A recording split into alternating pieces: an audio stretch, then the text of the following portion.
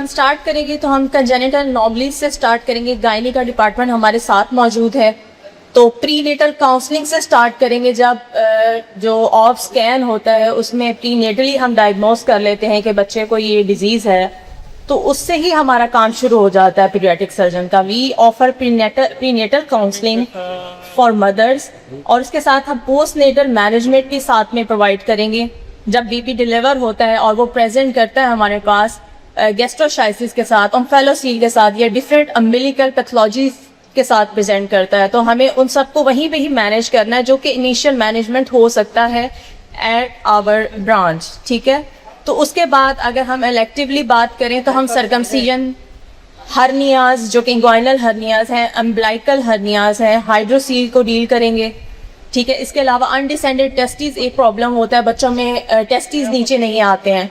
ठीक है, तो वो हम डील करेंगे, उसके लिए हम प्रोसीजर्स करेंगे, कार्डियोपेक्सी करेंगे हम।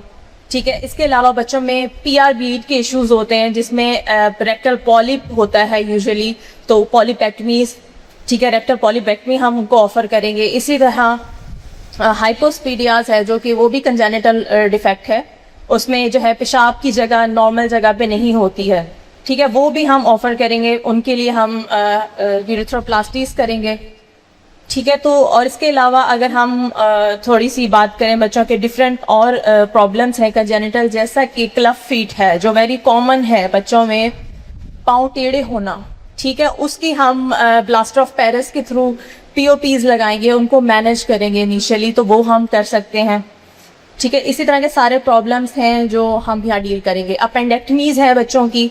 ठीक है, इसके अलावा कोलोस्मी, स्टोमा बनाना जिसे बोलते हैं, जब बच्चों में पैदाइशी तौर पर बहाने का रास्ता नहीं होता है, उसको हम बोलते हैं एनोरेक्टल मैलफॉर्मेशन।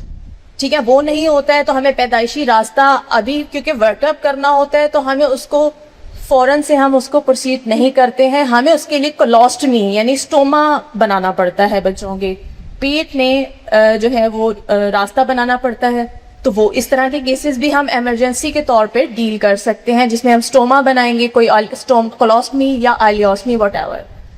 ठीक है, तो इसी तरह हम हर्षप्रंग डिजीज, जो कॉन्स्टिपेशन, क्रॉनिक कॉन्स्टिपेशन के बच्चे आते हैं हमारे पास, तो उनका हम डायग्नोस्टिक वर्कअप कर सकते हैं, जिसमें हम रेक्टल बायोप्सीज उन्हें ऑफर कर सकते हैं।